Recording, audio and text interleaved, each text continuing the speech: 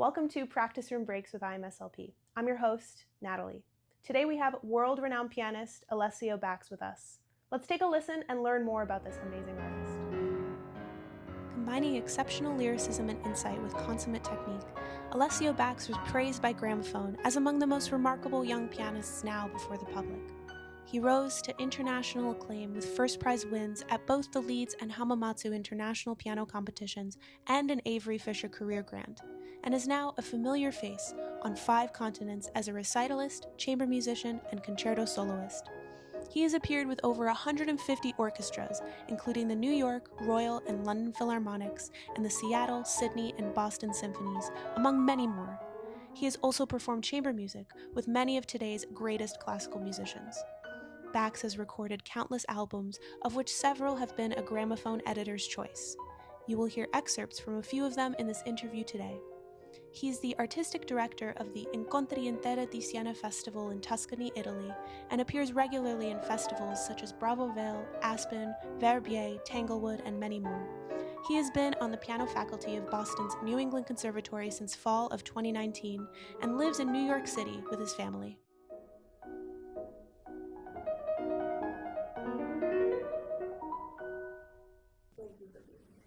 Thank you, Natalie. It's great to be here. When did you know you wanted to be a pianist? Or was it a piece, a composer, a teacher? Well, it's interesting because, kids, once they start something new, a new activity, they really get into it, 100%. And when I was very young, of course, I was born in southern Italy, and like every southern Italian kid, I wanted to be a soccer star. That's everybody's dream. Forget being astronauts, it's soccer. And very quickly I realized that everyone in my neighborhood was so much better than I was. So the next thing was, at Christmas my parents gave me a little electric keyboard that just like, I think it was 2 octaves or something like that. And I really loved it. And from the moment on, of course, as a kid would think, I want to be a musician. And that somehow never changed. Just the keyboard got bigger and then it grew. So I was never a point in my life, and I consider myself very lucky that I had to make a choice. Having said that, I was at some crossroads where I thought, okay, I need to work much harder than I am in order if I want to go to the next step. But being a musician has always been in the back of my head since I was 6-7 years old. And you mentioned you grew up in the south of Italy, Bari, right? Bari, yeah. How did the musical and cultural environment, if at all, shape your musical experiences and approach? I think it's difficult to avoid being influenced by your surroundings. As I said, in Italy, of course, as I said, it's ups and downs in terms of culture and music. But there's something in our blood. Think of opera and how, or even church music, because it's such a Catholic country. So music has always been around somehow. Then the fact that there's a quite large and important conservatory, and we especially in piano, there's a very good tradition of piano teachers that helped. So I was lucky never to have had a teacher that kind of set me back. And my parents were not musicians, but somehow they supported always what I wanted to do. And they were very lucky in finding good teachers for me along the way. Yeah, who was your teacher? Well, at the beginning I had many teachers. I wanted to be actually an organist first. An organist? Yeah, that's the instrument I heard first in church. I loved the music of Bach, and my brother, who was 3 years older than me, started music with me, and we would sight read Bach fugues. We would split the parts, and never heard of that. yeah, and then it's a lot easier than if you try to play them on your own. Yeah, I should try that. Yeah. And then when it was time to enter the conservatory, I was 9 years old. I still wanted to be an organist, but you had to take 5 years of piano before they would let you switch on to the organ, just to build your technique, I suppose. And I really didn't want to do that. I wanted to stick with the organ, but I had to. So I started, and very quickly I just fell in love, not more than the piano, with the repertoire that we have as pianists. So I'm still waiting to switch to the organ, I guess. I've actually listened to you play live in concert before. I heard you at Chamber Music Society in Lincoln Center. it was Mussorgsky pictures at an exhibition.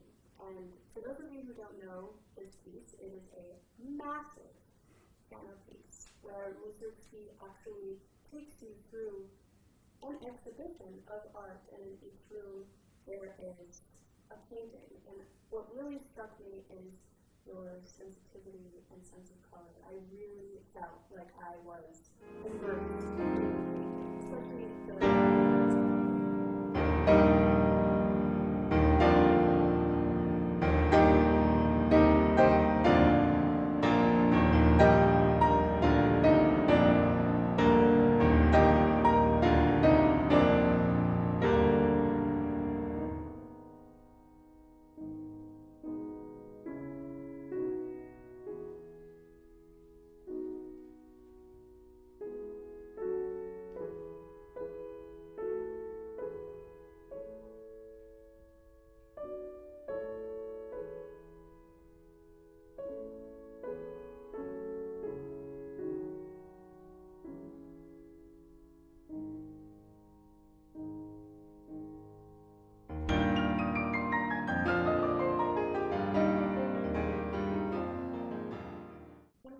Is this something that you feel like you had to develop over time and grow into, or do you feel like this always came naturally to you? I think both.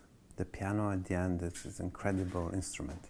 It can do so much, yet it is a percussion instrument. So everything that you have to achieve on the piano is kind of an illusion or a trick to make it work, you know, in a satisfying kind of symphonic way.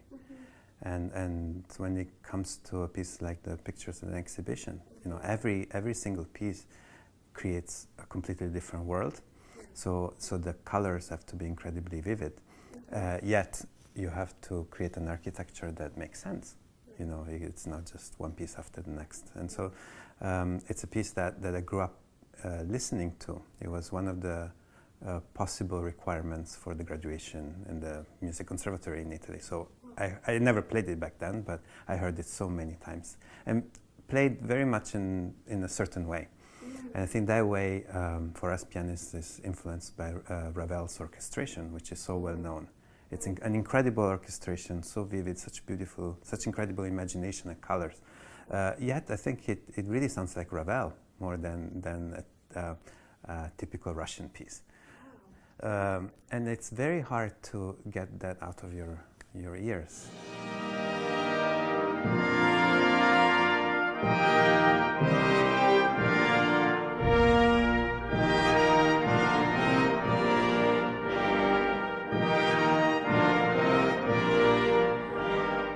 And so later in life I came across the piece again and looking at the score and thinking, you know, I'm going to try really hard to pretend that I never heard the Ravel version. And treat it as the Russian masterwork that it is. It takes a lot of imagination and also physical and technical tools. So how do you translate color onto a percussion instrument? It's a tricky thing to do, but you know, there are ways. And so I think naturally I had some of these colors, or some of these tools in my toolbox, but then as you grow, you need more and more. And as you're more exposed to a certain idiom, which is Russian music, which was always a central part of my musical life, and to symphonic music, then you create the need for more colors, and you have to find ways to physically do it. That's unique to the piano. Yeah, I think so. Speaking of transcriptions, I don't know if you know this or if our audience knows this, but IMSLP has over 60,000 transcriptions. And Thank you. I want to talk about your transcriptions further, especially the ones off of your album Bach Transcribed, which is unbelievable. Specifically, the Violin Sonata No. 1 in D minor.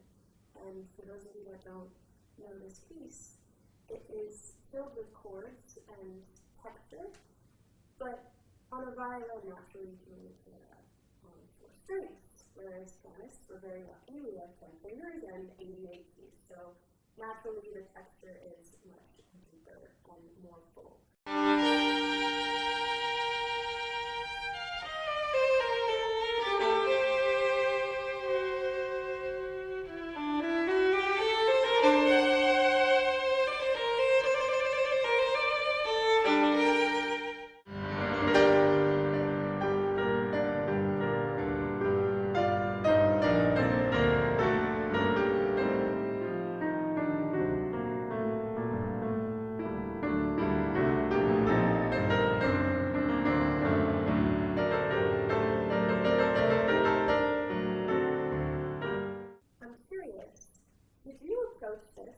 a piano piece standing on its own, or did you try to stay as true to the original violin version as possible, or somewhere in between? Yeah, I mean, the project of Bach Transcribed was very interesting because I think within that album there's everything. You know, it goes from transcriptions there, really try to recreate the original. To others, they just use the original as a starting point. I think Bach's music is so great that can take it more than other composers. As an example, you know, the famous Bach Busoni Chaconne, that does not alter the original, but just adds on to it. So the Godowsky is a little bit similar in philosophy, but on steroids, if you will. I don't think you can fit one more note in that. But he did it with such good taste and such, with really the utmost respect for Bach's music. And he even writes a disclaimer how, you know, it's not to take it the wrong way, because purists could be scandalized, but he does it as an homage to Bach. He really uses every technical device pianistically and in composition as well. You know, he adds themes from different movements, inversions, and it's notated so meticulously. He was such a great pianist. Even writes half pedal changes and fingerings. And there was, I have to confess, it was a major challenge. Not only to play what's written, but to make it understandable, because there's so many layers, it's so complex. So that piece particularly, I don't think you can think so much of the original, other than, you know, the tunes and the structure of it. In a similar way, but less dense, is the Busoni. But then there's the Silotti transcriptions, which are actually quite pure. In his remarks, he even says, I think it's the air, famous air on the G string, and that the first the melody note, it's in the original, it's tied across two bars, but because the piano cannot sustain the sound, then he repeats it. But he writes a remark about this, you know, it's like, I'm sorry I had to repeat it, but it's because of the instrument. I always love transcriptions in general, because obviously I love the original music, and when the transcriptions are done by great composers, you see a side of that, the transcriber, of that composer, that's very different from their original music. You see why they love this music, why they're compelled to transcribe it. And in the process, then you really see deep into their soul, much more than the original music, I think. So you can appreciate it on different levels. In my first, I think, 3 or 4 albums, I included a transcription of my own as well. There's one in the Bach of the second movement of the F minor concerto.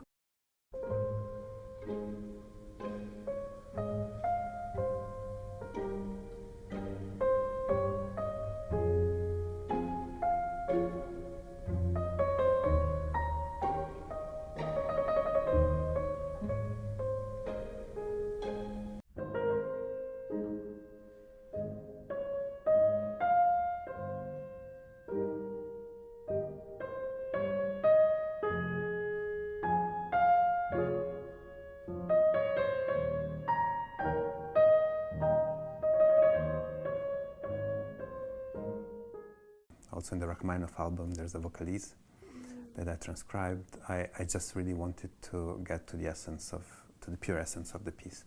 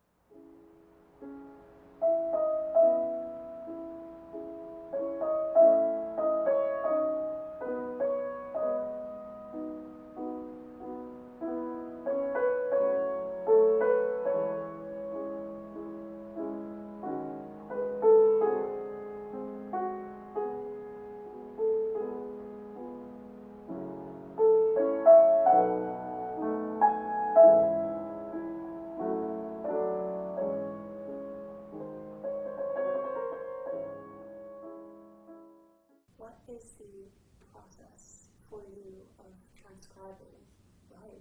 It's very strange because I don't even write it down completely.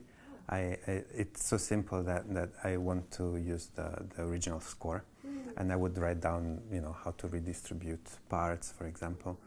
The most complicated was in the Beethoven album, where I had two movements from the ruins of Athens, the famous Turkish march, which I think that the available transcriptions are very pianistic and very different from the character of the original. And the dance of the whirling dervishes, it's such a colorful piece, but it's never been transcribed purely. And from that, I actually used the full orchestral score and tried to condense it. Du hast in deines Erbes Falten den Mond getragen, im gespalten Körper.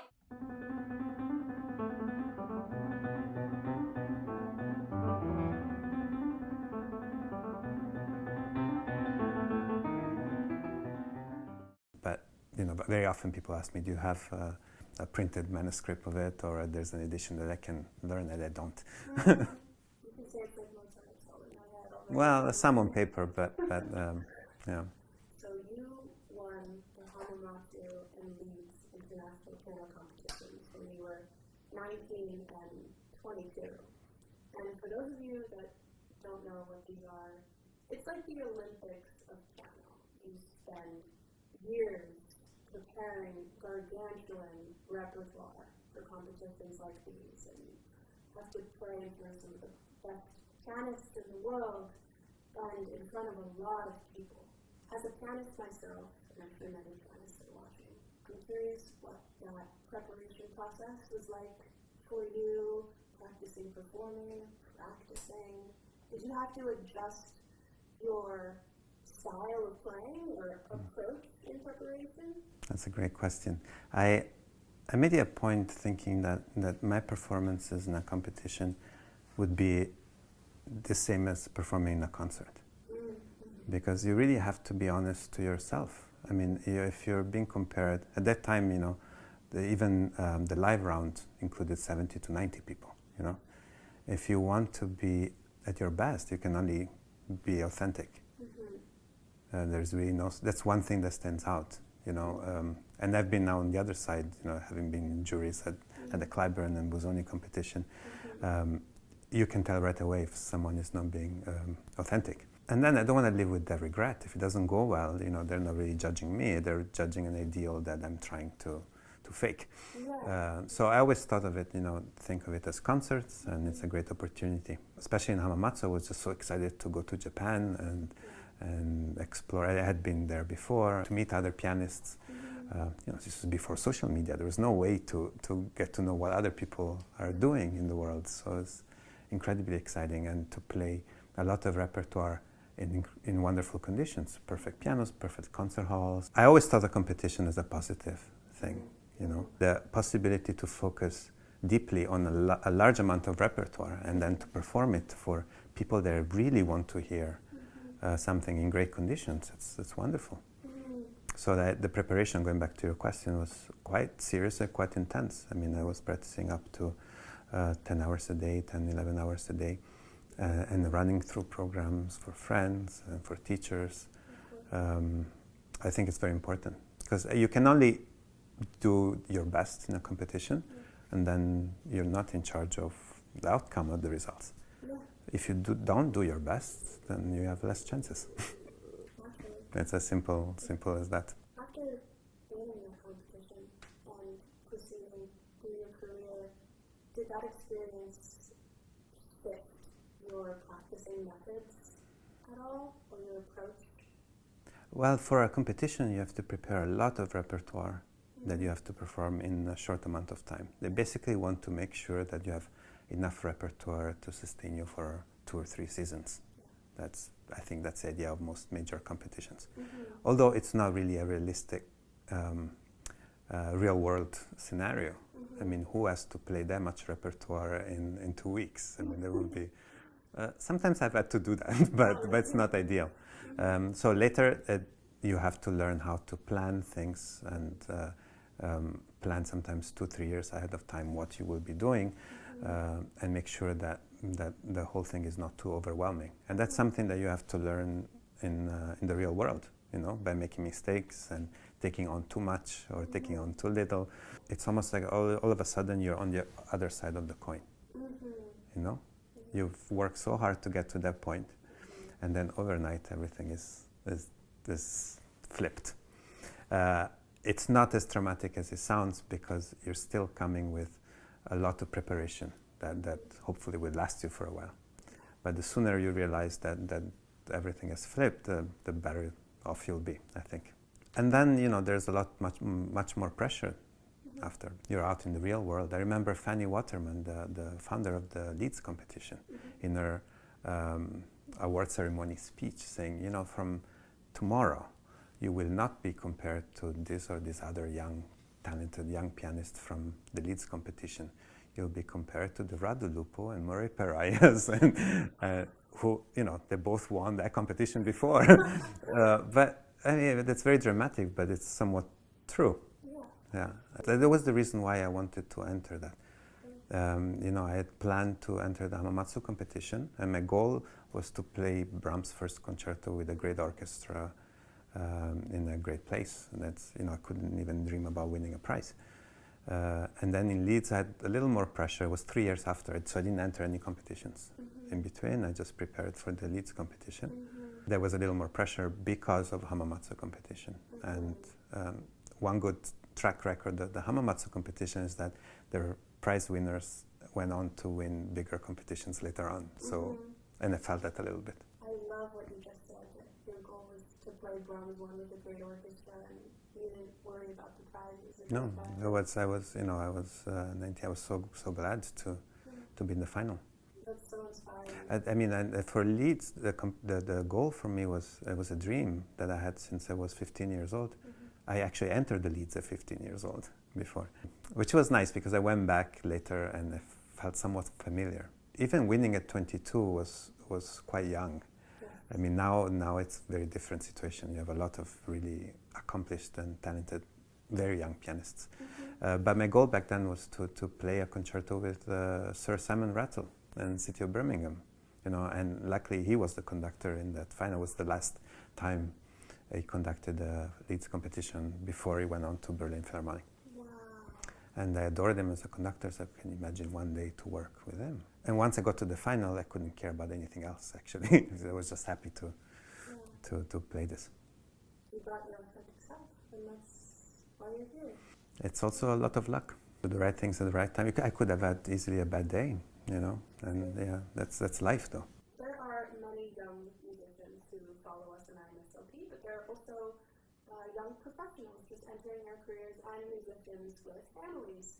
And, as a young professional entering her career myself, how do you balance everything from your solo and chamber performances, from your festival directing at Incontri in Bella di Siena, to your teaching, to your personal life, your hobbies? How do you do it? Yeah, that's a tough one, I think.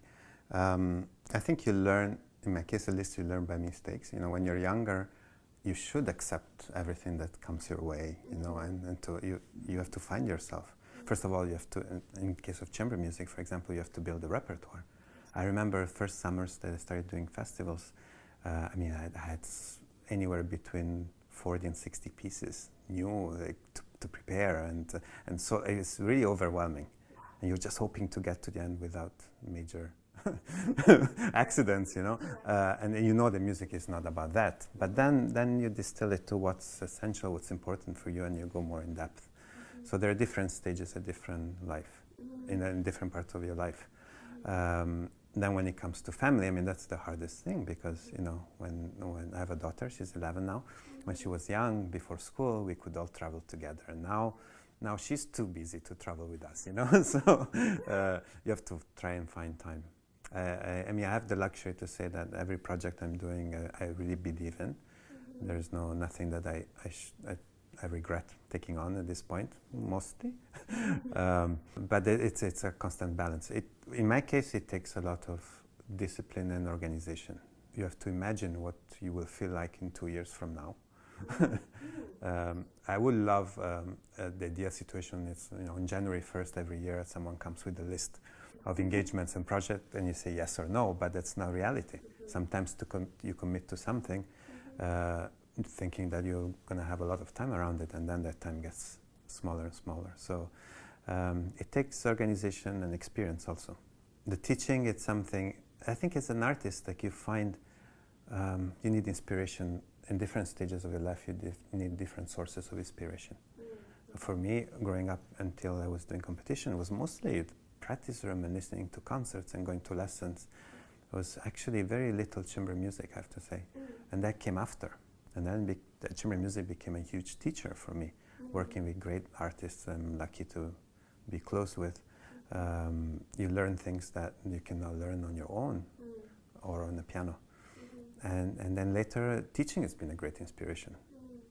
How you have to verbalize solutions that have to fit different people in different ways, and then you become much more efficient in your own practice time, which is good because you're going to have less and less practice time. So it's an ever-shifting dynamic, this balance. And there's no perfect balance, and it's all constantly changing. You're obviously a prolific chamber musician, playing in some of the greatest chamber music festivals around the world, some of the greatest musicians ever. What is your philosophy to approaching chamber music versus solo programming recitals? Well, programming for chamber music is a little bit different in the sense that you have to listen to what other people have to say as well, and what the organic is as well. I like to, and that's why I started organizing festivals. I like to have mixed programs with different media. Could be solo, could be orchestral, could be chamber music. I'll be starting a festival in London now with an orchestra, but with the idea of mixing orchestral pieces and chamber music and solo within the same program to really produce something that's so well balanced and satisfying. My ultimate goal for whatever program I'm designing is how satisfied one has to be at the end, and how balanced the program is. Very much like a meal. I mean, you might love steak, but you don't want every dish to be a steak one. More than thematic programming, which is something that intellectually it's wonderful, and really I'm always fascinated by it. But I think I want to create programs that they're fulfilling and balanced and beautiful, that tell a story somehow. Your wife, Lucille, is an incredibly accomplished and beautiful pianist, and you have such a beautiful duo with her performing everywhere. How did you two meet, and how did this duo come? We actually met at the Hamamatsu competition. Oh. Yeah, although she was about to move to Italy to study in Imola, and I was already in the States. So it took a couple of years to get together and decide to be a couple. And then in 2004, I think it was the Ottawa Chamber Festival was having a big anniversary. It was Steinway's 150th anniversary and the 10th anniversary of the Ottawa Festival. So they had 10 concert grand Steinways on the stage of the National Arts Centre in Ottawa, and 16 pianists, 15 Canadians and me, doing all kinds of, talking about transcriptions, of crazy transcription for 16 pianists. And then in the middle of this program, they asked us to play two movements, the last two movements of Rachmaninoff's second suite, the Romance and the Tarantella. And that's the first time we started playing together. It's like, oh, you're together, why don't you play together? In the middle of this huge program, that big piece that normally is the Rachmaninoff two-piano suite felt so intimate. So I said, okay, there are many incredible works for piano for hands and two pianos that the composers wrote for themselves and their friends to enjoy. I mean, when you think of some of the most intimate, Mozart, Schubert, Schumann, Brahms, incredible works, and then so we explored the repertoire. But that's something that's come always naturally to us, and every time we tour together, it feels a bit like a holiday, not like work, and it's a great process. The rehearsals are usually very short. We barely speak. We know each other's way of producing music. And when it comes, I think, to piano for hands and two pianos. It is chamber music, but it's a very different way of making it happen. It's much more complicated, I find, especially when it comes to sharing the same instrument. Yeah. Everything has to be perfectly together on the piano, otherwise it really sounds bad. I think with other instruments there's more flexibility in a way. Mm-hmm. So it's a lot easier to do two pianos and piano for hands with someone that you really know well and trust. As someone who has performed with my partner before and still does sometimes, do you have any rehearsal tips, especially for men? I have to be careful what I say here. Are you going to use this against me? You see? I mean, I think at the end it comes down to the people. You know, there's, and I've learned this in chamber music and also in concerto with conductors. It comes down to the personality of whoever you're working with. Mm-hmm. There are some people that thrive with on discussion and conflict and solutions, and some others that actually that's not a very good idea to say anything and to just show musically what you want to do. I tend to prefer the latter. I think music should make such a compelling case musically that you don't need to verbalize anything unless it's small little details, and then you can pick and choose what to present in a rehearsal, knowing that it's going to have more of an impact if you say less. But there are some people that need the constant back and forth. That's a life lesson that I learned in chamber music very much. Yeah, I also prefer the latter, by the way. Music should speak for itself. Right. Yeah. You have to get very lucky, like you said, with, it has to be the right person. It's all about the people. That's true, yeah. They always ask us, how can it work with two pianists in the same house? Well, it depends on the people. It would be very difficult to be with someone that doesn't understand music and doesn't understand why I need to still practice the same piece after 30 years, and still I can't get it right, you know? So it all depends on people. Yeah. With that unspoken, connection that you talk about in rehearsal, where it's less speaking and more kind of musical understanding, I would assume that, oftentimes the musical styles and approach between chamber players and duet partners, they often vary.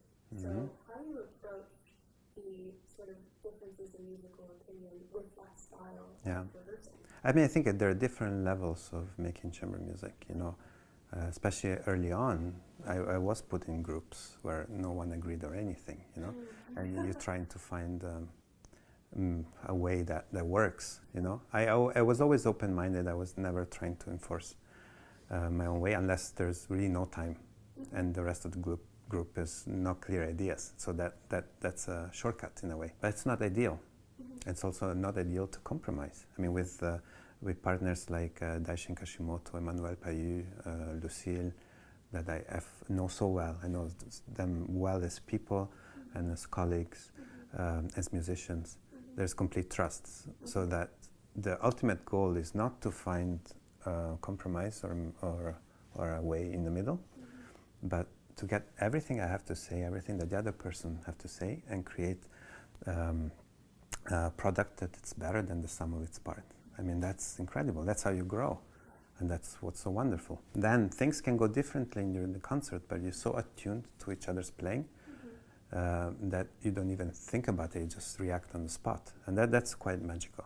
That's why with experience you have to pick the right partners as well. I don't believe in magic, but when I listen to great chamber music, it's and I mean there are times in performances with some of these colleagues I just mentioned that I have to stop and think, how did that just happen? What's going on in the brain, mm-hmm. that it's actually that passage was together?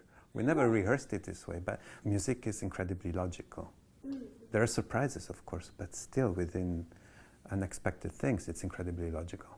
So if you start a phrase in a certain way with a certain momentum, you should know where it's going to go, and that's a really beautiful way to make music. Great music makes sense. Yeah.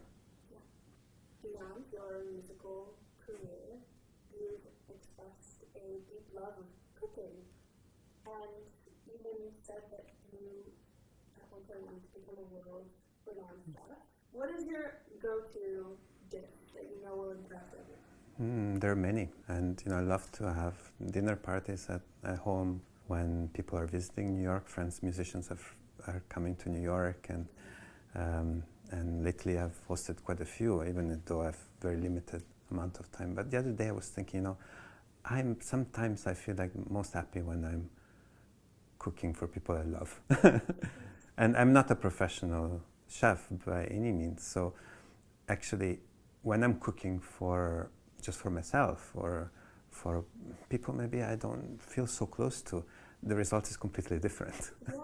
And that's when I know that I could never be a professional professional chef. Being Italian, everyone expects some sort of pasta, which I think seems quite easy, but I love to go deeper into things that seem easy, just like in music. It's like, what makes a great pasta, Mm-hmm. And at the end it comes down to skill and taste and balance, just like music. Usually my cooking is Italian based. I like to roast meats as well, like very slow. I like sea urchin. That's something that it's very typical from my region. My claim to fame is that I was featured in the New York Times dining section. What? Once. I had a little it's a funny story, little interview about that my friend Jeff Gordinier did when he was writing for the New York Times about my relationship with food. And being a pianist, very often you used to get reviews for a quarter of the page, big reviews, and which nobody reads. But these little articles, really small with the tiny little pictures. I never got so many phone calls from friends saying, "I saw you in the New York Times dining section." So they mentioned some of my dishes, and they haven't changed. There's a very typical dish which I haven't made for a long time. That's fava beans and bitter greens. That's from my hometown. And that brings me back always to my youth. Sea urchin pasta, meats, and I make they say a very good tiramisu. I'd love to try it. Food is a love language. We'll do a cooking video next time. Let's do a cooking segment of IMSLP. Yeah. That makes no sense. But you know what? Tiramisu transcribed. Tiramisu transcribed by Alessio. Is there a particular piece or composer that you always come back to, that really stays in your heart? I've been thinking about that quite a bit because I've been asked that question before. And I try to be as broad as possible, just because as pianists we have so much in cycles. I always go back to a few composers. If it's whether it's Bach, Beethoven, Brahms, Rachmaninoff, to that group, Bartok as well. I cannot stay away from the Mozart. See, the more I think, the more composers there will be.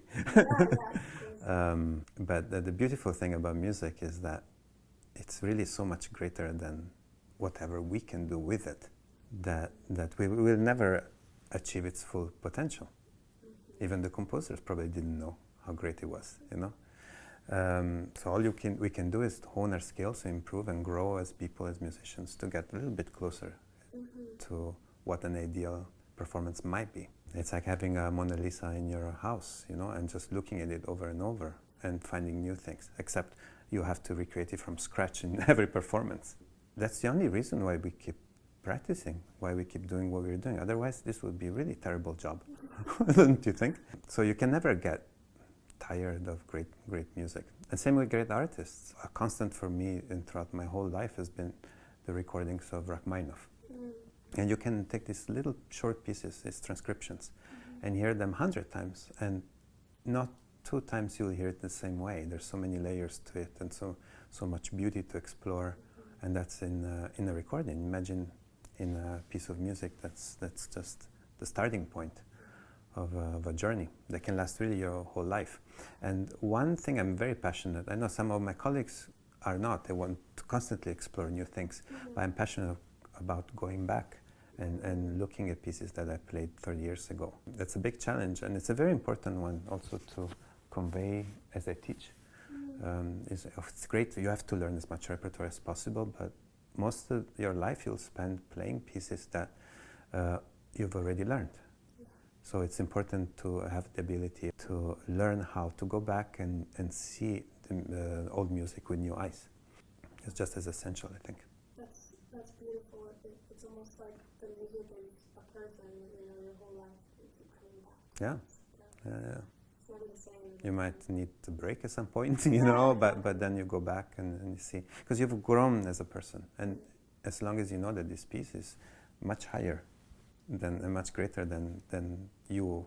I mean, the idea of using a piece to show something that you have to say, for me, is completely wrong.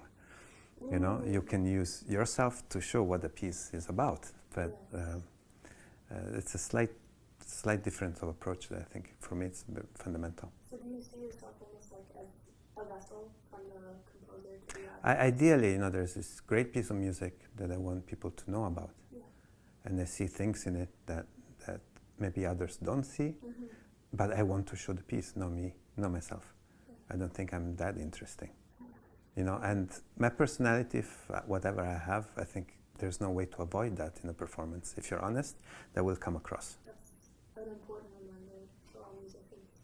Thank you for sharing that. Oh, thank you. You have to eat it with one composer. Who is it? There's so many for different reasons. I mean, just to eat with, probably Rossini, because he was such incredible taste. Beethoven, out of curiosity to see what kind of person he was, because the accounts that we get are so conflicting, you know. Rachmaninoff, if he would just play for me, or Liszt, you know. Mozart probably would be fun. Bach, I would just be silent the whole evening. I think I would be just so intimidated. If you could play one piece for Bach, what would you play? Rachmaninoff. I love that idea. Or maybe a transcription of his pieces, of Godowsky, and see what he thought about it. Definitely not Bach. Right, because you want to show him. I would ask him to play for me, you know. Yeah.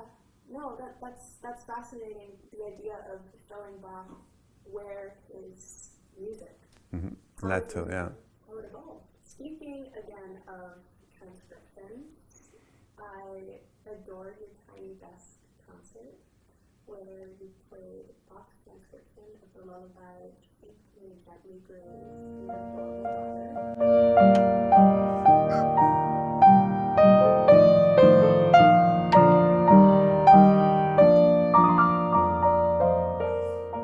If you were to play any lullaby for me, would you play the same one or a different one so I can rest on this beautiful couch and fall asleep after this wonderful interview? It would have to be the same one. It worked once, so. It worked once, so it'll work again. I have to say, this was incredibly valuable and inspiring and educational. I think not just me, but of course our audience will watch this and I think be moved to watch it again and again and again. I know I will watch it again and again and again. Thank you for the opportunity. It's wonderful talking to you. It was wonderful talking to you. Thank you. Thank you so much.